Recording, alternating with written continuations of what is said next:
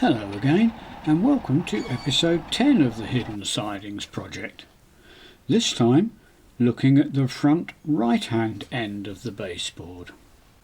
This part of the layout is going to represent a small ballast unloading point situated on a canal or river harbour. I say going to represent as there is more to do yet, so this update is merely an interim report.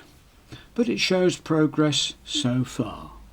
The theory is that wagons will be unloaded by excavator onto a concrete hard standing area before being transferred, well, in my imagination, to some form of river transport. The concrete apron is made from 1.5mm plastic, which I wanted to be inset and level with the rails. To reduce the gaps around the rails to a minimum, I first cut out paper and then card templates before finally cutting the plastic sheet. Once I was happy with the shapes and ensuring that they were level on the baseboard, they were glued to the tops of the sleepers and painted a sort of concrete colour.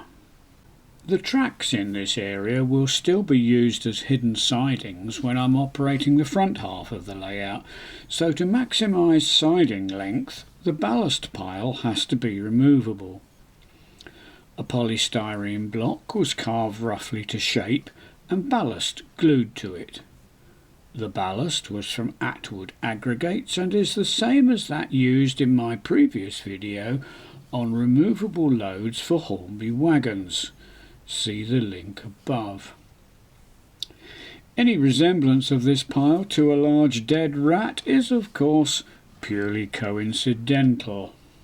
The 6-foot concrete line-side fencing, the lifebuoys and cabinets and the tyres on the harbour wall are all from scale model scenery. The workers' hut is also from them and is the third and remaining building from their Stoney's workshop kit. The metal security fencing behind the hut was sourced from a well-known internet site and supplied by CB Models.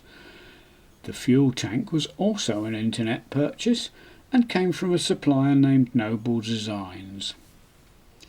The pallet, oil drum and skip were purchased at a local model show and came, I think, from modelworks.co.uk.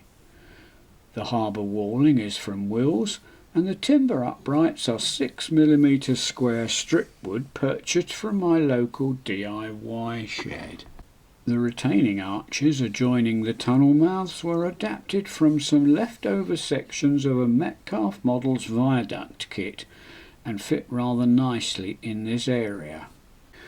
Altogether, I think these little details have brought this corner of the layout to life, but there will be more to come before I can consider this section to be finished. An excavator needs to be sourced and weathered and some back scenes added.